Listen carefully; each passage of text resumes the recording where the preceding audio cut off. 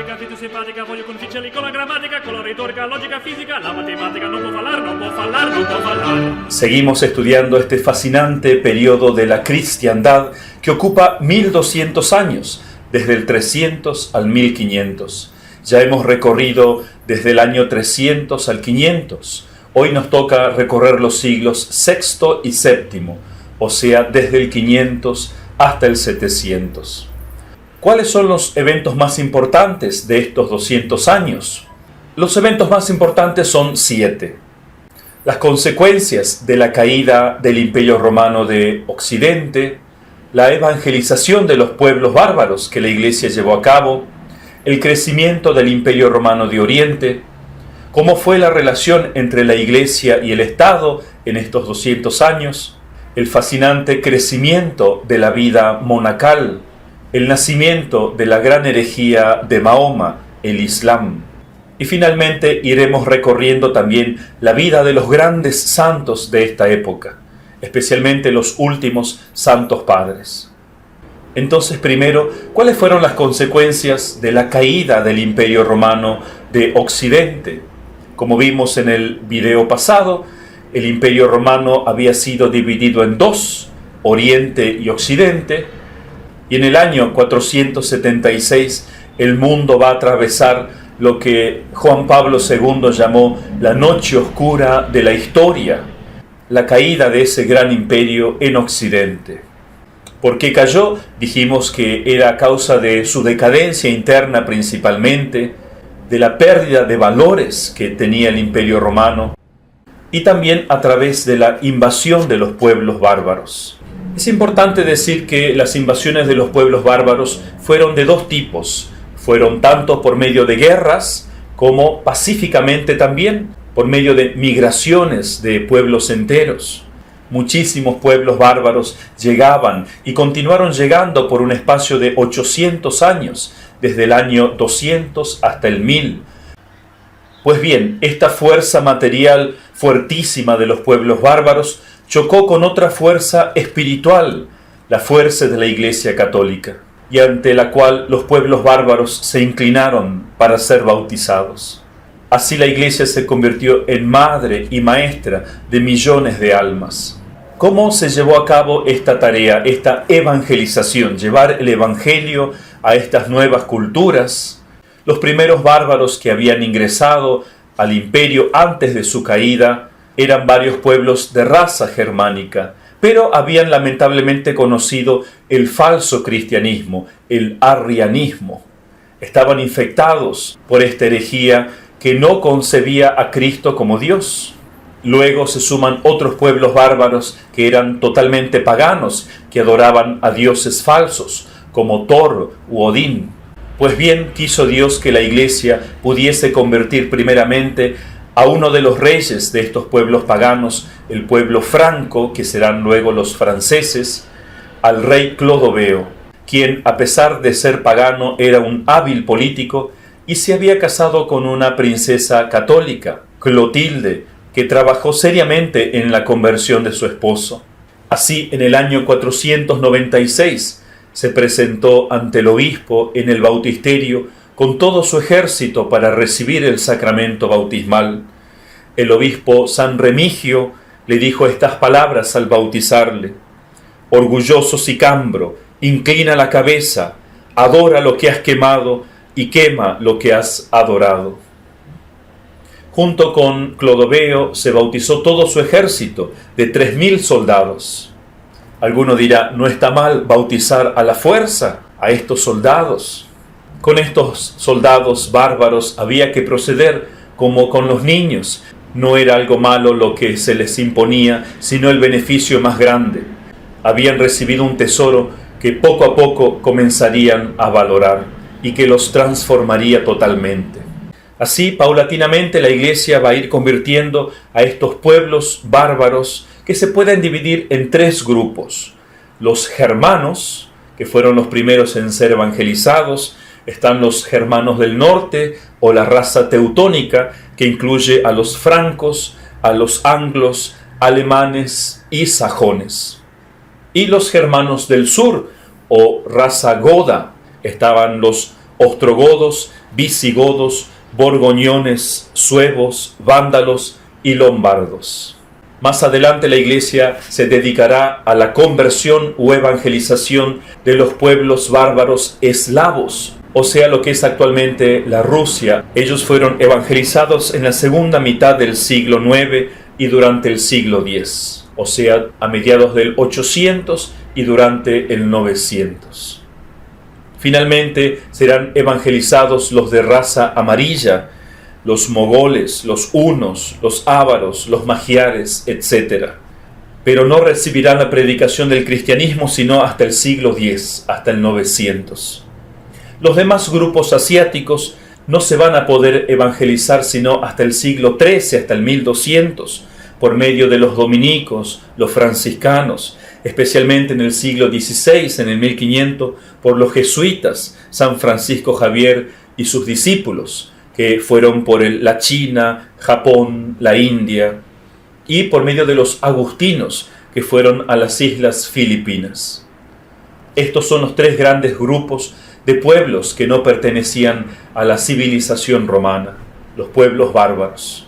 El trabajo de la evangelización de la Iglesia Católica fue un trabajo durísimo, porque no se trataba solamente de predicar nuevas creencias, cree en Jesucristo como tu Salvador, no, sino además había que modificar las costumbres de aquellos pueblos, había que desterrar las costumbres de las guerras, del pillaje, de la destrucción, a las que estaban tan acostumbrados. Había que hacer un trabajo muy profundo. Ese trabajo es lo que se llama actualmente la evangelización de la cultura. ¿Qué quiere decir? Que hay que ir a las distintas culturas, reconocer cuáles son los valores verdaderamente humanos, separar, discriminar los que son los valores que nacen del pecado, de la corrupción, aquello que destruye verdaderamente al hombre, que ha sido aceptado como normal muchas veces en las culturas, pero es necesario extirpar, exorcizar.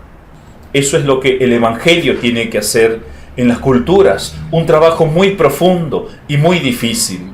Por eso muchas veces el trabajo de la Iglesia es incomprendido, y cuando la Iglesia como madre debe ser enérgica, entonces se la llama déspota o prepotente. En realidad, en el fondo, es el ser humano que no desea cambiar. Es como el adolescente que no quiere que le digan aquello en lo que está mal, no quiere madurar, no quiere cambiar, porque se ha acostumbrado a lo placentero, a lo pecaminoso. Pues bien, la Iglesia a través de los grandes santos logró la evangelización de estos pueblos, logró convertirlos, sanarlos. No totalmente, porque siempre el pecado va a estar allí.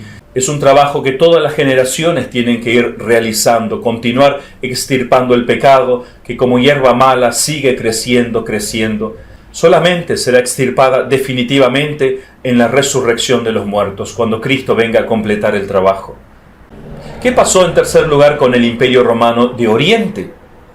Mientras el Imperio Romano de Occidente desaparecía con el último emperador Rómulo Augusto en el año 476, el Imperio Romano de Oriente, que también se va a llamar a partir de ahora el Imperio Bizantino, se robustecía cada vez más, llegando a su esplendor con el emperador Justiniano I, que gobernó entre los años 527 y 565.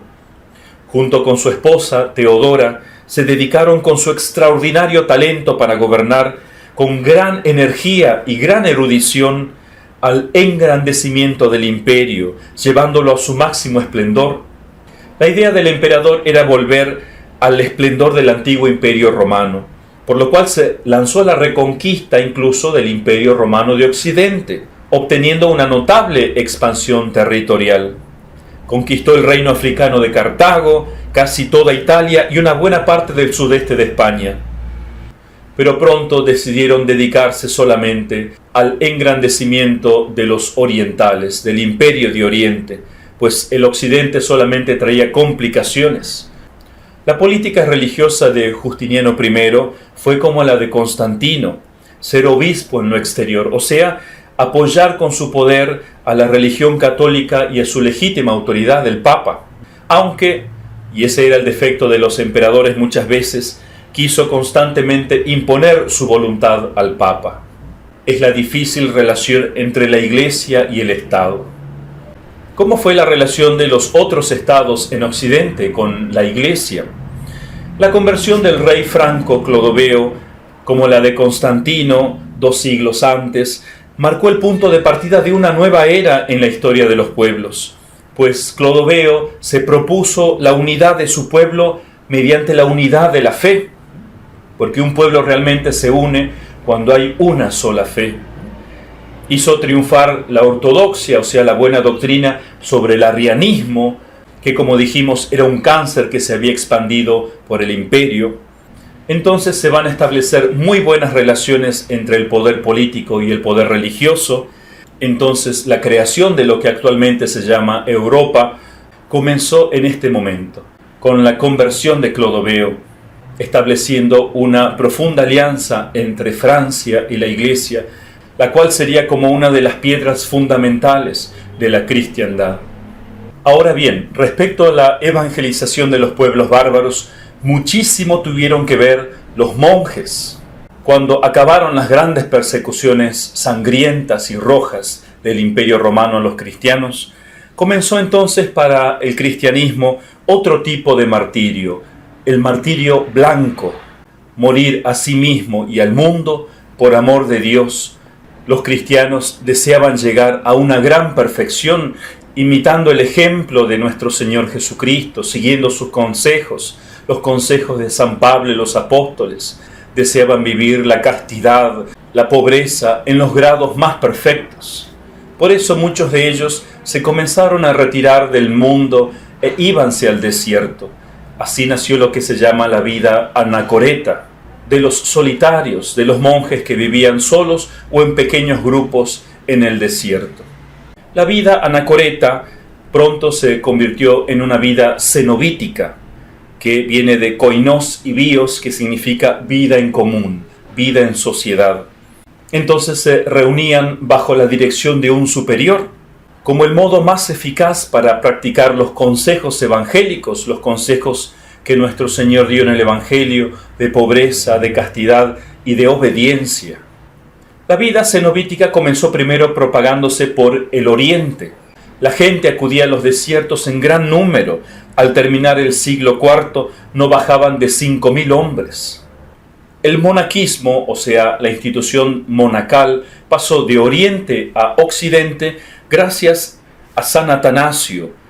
Así, San Benito se convertirá en el padre del monaquismo occidental, construyendo una colina en Monte Cassino, cuya regla se extendió por todo Occidente. Y uno de sus hijos espirituales será el gran Papa San Gregorio Magno, que se convertirá en el pilar sobre el cual Occidente se apoyará en estos siglos y en adelante. Otro gran santo de esta época fue San Juan Clímaco, que escribió la famosa Escala Espiritual. Se cree que nació en Palestina y cuando tenía 16 años se ofreció a Cristo el Señor en agradable sacrificio. Se retiró del mundo en un monasterio del monte Sinaí, donde Moisés había recibido las tablas de la ley, donde por espacio de 10 años brilló a los ojos de los monjes como un hombre perfecto en virtudes.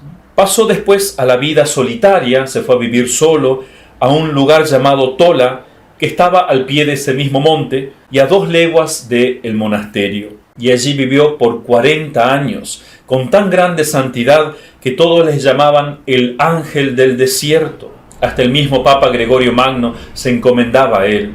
Era un hombre que tenía un talento increíble para dirigir las almas, pero habiendo sido criticado por muchos otros de gastar mucho tiempo hablando con la gente, dirigiendo las almas, él mismo hizo un voto de no hablar para nada ni dirigir a nadie por 1 año. Pasado ese año, los monjes se juntaron y le rogaron que continuara dirigiendo las almas, pues ese era el gran don que Dios le había dado, que no hiciera caso de las críticas de sus hermanos. Por fin el Señor lo sacó de su vida eremita para que fuese el abad y el maestro de todos los monjes del Sinaí, y a súplica de ellos escribió el famoso libro llamado Escala Espiritual, en el cual él habla de 30 escalones para ascender en la vida espiritual, en la perfección, y de los peligros que acechan, de las tentaciones que el demonio puede poner a todo hombre que desee perfeccionarse.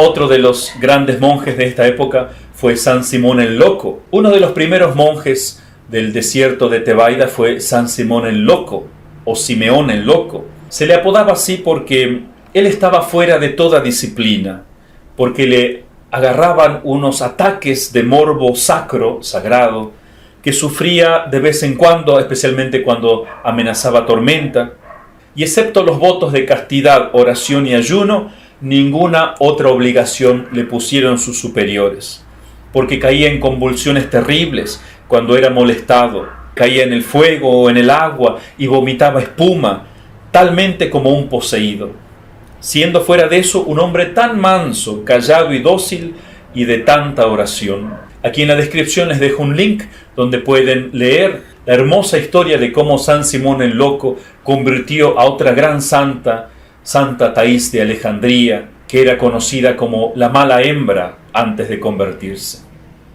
Estos mártires blancos, conocidos como monjes, fueron los grandes protagonistas de la historia de la Iglesia de aquí en adelante y los grandes forjadores de lo que es la civilización occidental.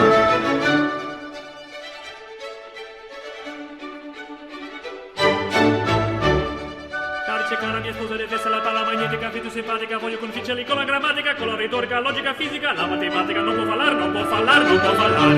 Piano, per carità.